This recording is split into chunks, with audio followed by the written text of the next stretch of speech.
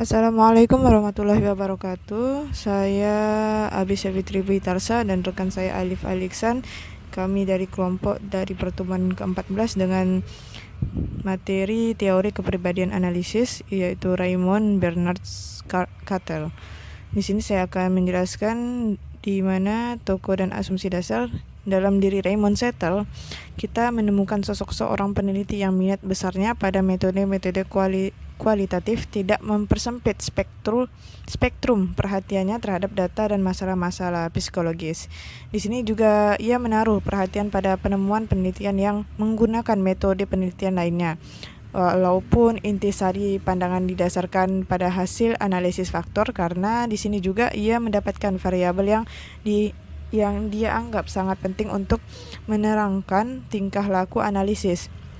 Lalu kemampuan menerjemahkan ide psikologis ke dalam rumusan-rumusan matematis yang begitu jelas. Akan tetapi di sini juga sekalian teoretikus yang dibicarakan dalam buku ini mungkin Cattell paling menyerupai di Henry Murray.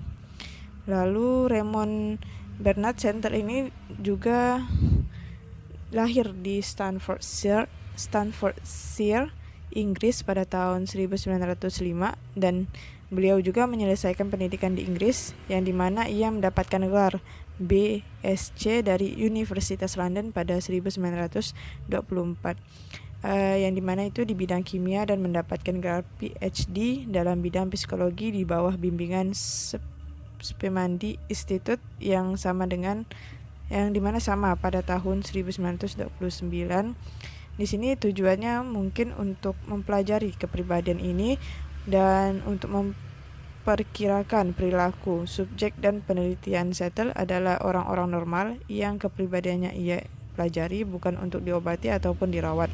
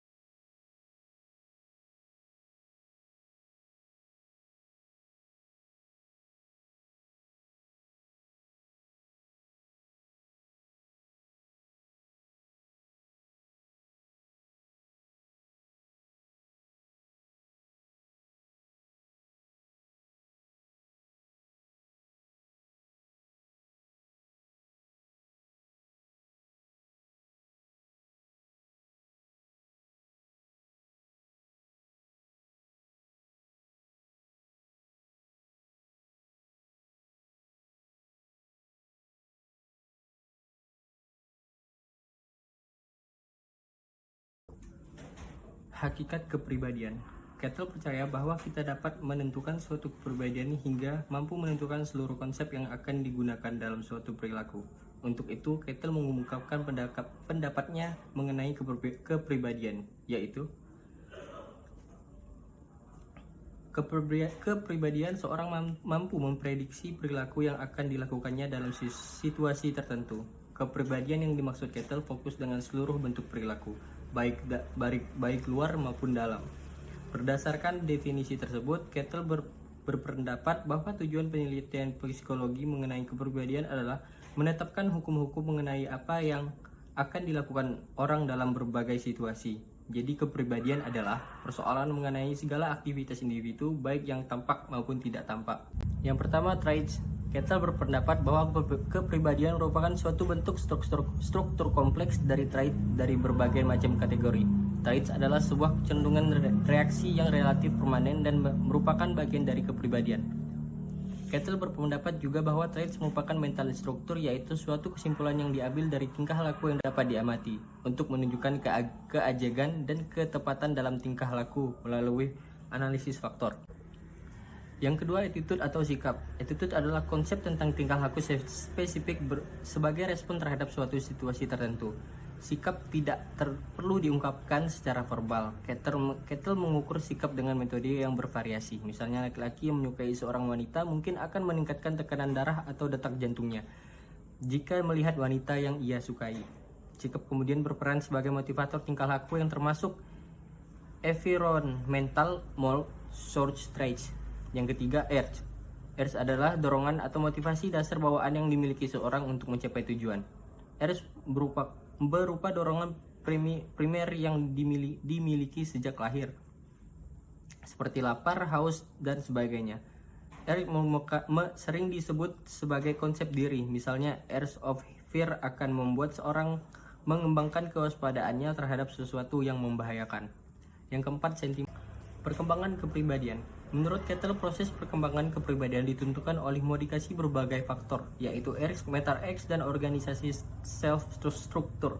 Mudah atau sulitnya modifikasi dan pertumbuhan faktor-faktor ditentukan atau tergantung pada intelligence, disposition, rigidity, dan kekuatan ingatan. Prinsip-prinsip belajar menurut Kettle.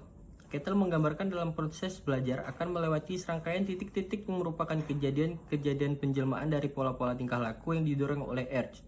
Jika terdapat pola penyesuaian dengan keadaan lingkungan yang berpengaruh, maka akan menimbulkan dampak terjadinya perubahan atau perkembangan kepribadian individu. Titik-titik yang dilalui selama perubahan perkembangan kepribadian disebut sebagai dynamic crossroad oleh Kettle. Oke, di sini saya akan melanjutkan di mana konteks sosial memutuskan perhatian pada individu dalam interaksi dengan lingkungan dekat mereka, serta memberikan tekanan yang memadai pada faktor-faktor yang membentuk tingkah laku yang bersifat sosiokultural. Di sini kehidupan sosiokultural itu dapat dipandang sebagai faktor determinan yang mempengaruhi tingkah laku ataupun kepribadian. Dalam hal ini pun Settle menggunakan istilah shintality yang dimana itu untuk kelompok ekuivalen dengan kepribadian yang individu. Di sini juga ada banyak peranan sosial yang dapat berperan sebagai sumber yang membentuk atau mempengaruhi kepribadian. Namun yang paling penting ini adalah keluarga. Di samping sumber pengaruh utama ini, adapun perantara-perantara lain yang peranannya patut dipertimbangkan, lalu seperti pekerjaan, sekolah, kelompok sebaya, agama, partai politik, serta bangsa. Ternyata analisis faktor ini juga memainkan peranan yang sama menentukan dalam mendeskripsikan kepribadian individu. Di sini juga ada psikopatologi yang dimana itu studi tentang penyakit mental, tekanan mental, dan abnormal perilaku maladaptif, yang dimana istilah ini paling sering digunakan dalam psikiatri, di mana patologi mengacu pada proses penyakit. Psikologi abnormal adalah istilah yang sama digunakan lebih sering di bidang psikologis non-medis. Lalu ada isu penting dalam psikologi kepribadian itu adalah definisi Settle itu mengenai kepribadian menunjukkan pandangan terhadap human nature, yang dimana perilaku yang akan diperkirakan harus berlandaskan hukum dan sah. Perkiraan akan sulit tanpa keteraturan dan konsistensi pada kepribadian.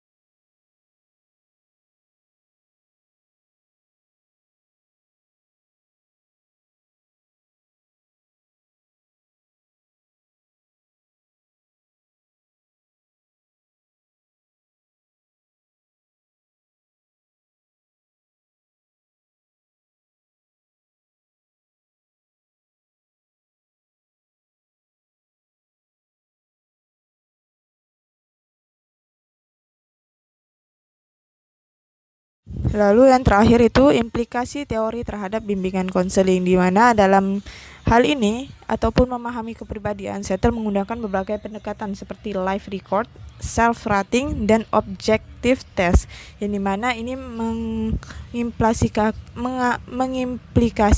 tentang perlunya ataupun menggunakan berbagai alat seperti atau teknik pengumpulan data untuk memahami kepribadian klien.